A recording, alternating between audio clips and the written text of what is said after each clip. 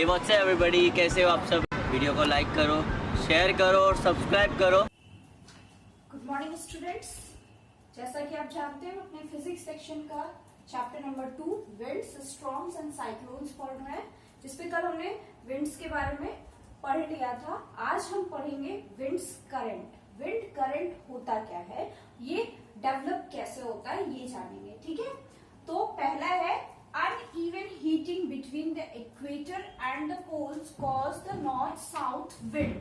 होता क्या है कि हम जानते हैं कि जो हमारी अर्थ है उस पे हीटिंग जो है वो अनइक्वल है, मतलब कि कहीं पर ज्यादा कहीं पर कम है। ठीक है, तो uneven heating between the equator और पोल्स के बीच में जो अनइवन हीटिंग है उससे जो north and south winds cause होती हैं उसके बारे में पढ़ेंगे। ठीक है, मान लिया ये आपकी अर्थ है, ठीक, और ये यहाँ पर क्या है, सन है। ठीक, सन है,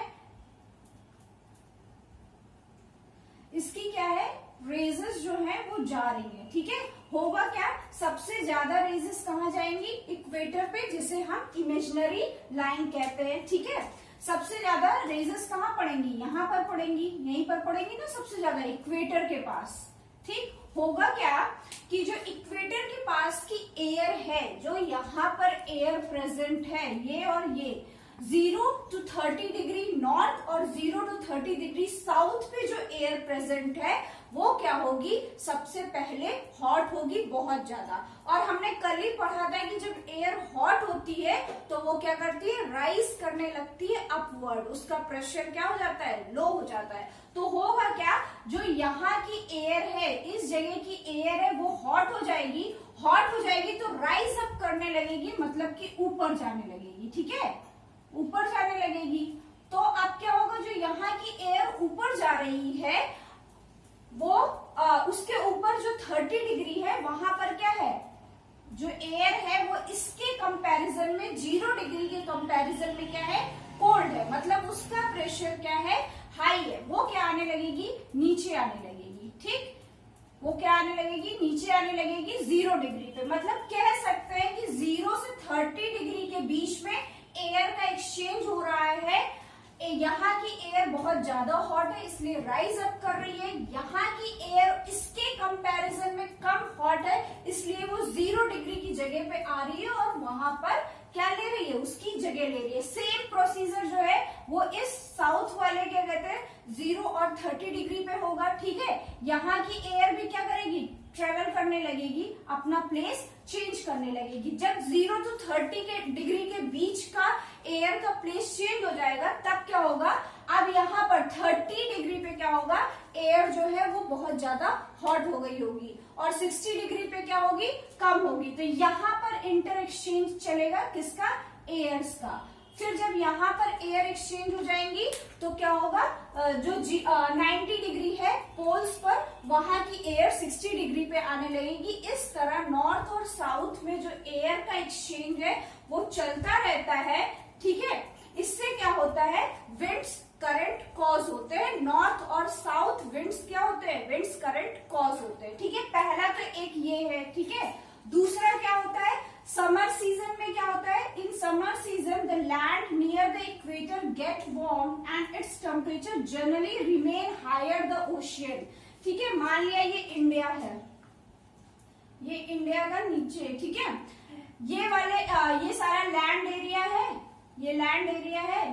ठीक है, अब जब इस पे सनलाइट पड़ेगी तो क्या होगा, ये ज्यादा हीट होगा। और यहाँ हमको पता है इस साइड पे क्या है, सी है। ठीक है, तो ओशियन का जो पानी है, ओशियन जो है वो क्या करेगा, यहाँ का टेम्परेचर क्या होगा, इसके कंपैरिजन में कम होगा। तो यहाँ की जो एयर है वो हॉट एयर कहाँ ट्रेवल करने लगेगी, ओशियन की तरफ ट्रेवल करने लगेगी। और ओशियन की जो कूल एयर है वो कहाँ ट्रेवल करने लगेगी, लैंड की तरफ ट्रेवल करने लगेगी, जिससे एयर का क्या होगा, इंटर एक्सचेंज होगा। ठीक है, ये होता है कब, समर में। तो इससे रिजल्ट क्या होगा, hot air above the land rises and cold air from the ocean moves towards the land.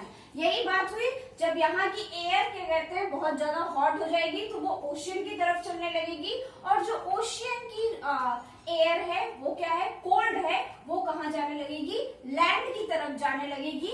इससे क्या होगा, these winds are called monsoon winds. इन विंड्स को हम क्या कहते हैं, मानसून विंड्स कहते हैं। इससे क्या होगा कि ये एयर जब ओशियन से एयर जाएगी तो अपने साथ वाटर ड्रॉपलेट्स भी ले जाएगी, तो यहां जाकर वो क्या करेगी, बारिश करेगी। क्या करेगी, बारिश करेगी। इसीलिए इसको हमने क्या कहा है, मानसून विंड्स कहा है। ठीक है, तो एयर का क्या कहते हैं, एयर जो है वो मानसून को चेंज करने में भी हेल्प करती है। जो चीज समर में हुई है उसका जस्ट अपोजिट क्या होगा, विंटर में होगा। विंटर में क्या होगा, विंटर में क्या होगा, उसका जस्ट अपोजिट होगा। ठीक है, इस तरह से विंड करंट्स जो चेंज होते हैं, और विंड करंट्स जब चेंज होते हैं तो क्या होता है, जो सीजन होता है वो भी चेंज होता है, उनके साथ साथ मानसून भी चेंज होता है। ठीक है, सो नेक्स्ट हम पढ़ेंगे कैरेक्टरिस्टिक्स ऑफ विंड। विंड्स की कैरेक्टरिस्टिक्स पढ़ेंगे। पहला है विंड डायरेक्शन। विंड डायरेक्शन क्या होता है, the direction from which the winds originate is called wind direction. Wind direction क्या होता है, जहां से विंड ओरिजिनेट हो रही है, जहां से विंड आ रही है, उसे हम क्या कहते हैं, विंड डायरेक्शन कहते हैं। Then next one is wind speed. Wind speed क्या होती है, the speed of the wind in a region is called wind speed. Wind speed क्या होती है, किसी रीजन, पर्टिकुलर रीजन में जो विंड की स्पीड होती है उसे हम क्या कहते हैं, विंड स्पीड कहते हैं। ठीक है, और इसके बाद है wind speed expressed. Wind speed जो है वो एक्सप्रेस कैसे की जाती है, उसको कैसे एक्सप्रेस किया जाता है, तो उसको नॉट्स या नॉटिकल माइल्स में एक्सप्रेस किया जाता है। ठीक है, 1 नॉट्स कितना होता है, अगर 1 नॉट की बात की जाए तो 1.852 किलोमीटर पर आवर जो है वो 1 नॉट के इक्वल है। ठीक है, अगर आपसे पूछा जाए कि 1 नॉट कितना होता है, तो कितना होता है, 1.852 किलोमीटर पर आवर।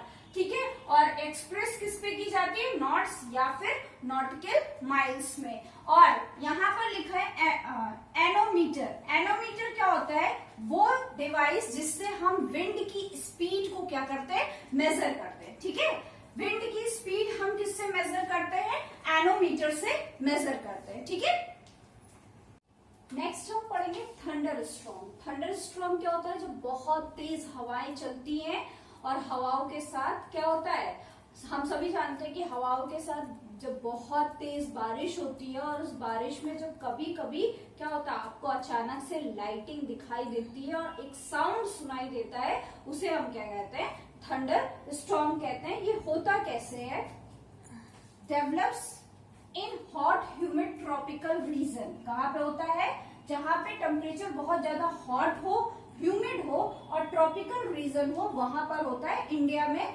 ये होता है। ठीक है, अपने इंडिया में होता है। होता क्या है, जो हॉट विंड्स हैं, जो नीचे अर्थ की जब सनलाइट पड़ती है तो जो अर्थ के हम जानते हैं कि जो एयर है वो हमारे चारों तरफ एक ब्लैंकेट बनाकर उस अर्थ को कवर करके रखा है। तो जब अर्थ पे जो विंड्स है वो जब बहुत ज्यादा सनलाइट की वजह से हॉट हो जाती है, तो वो क्या जाती है, अपवर्ड जाती है विथ वाटर वेपर।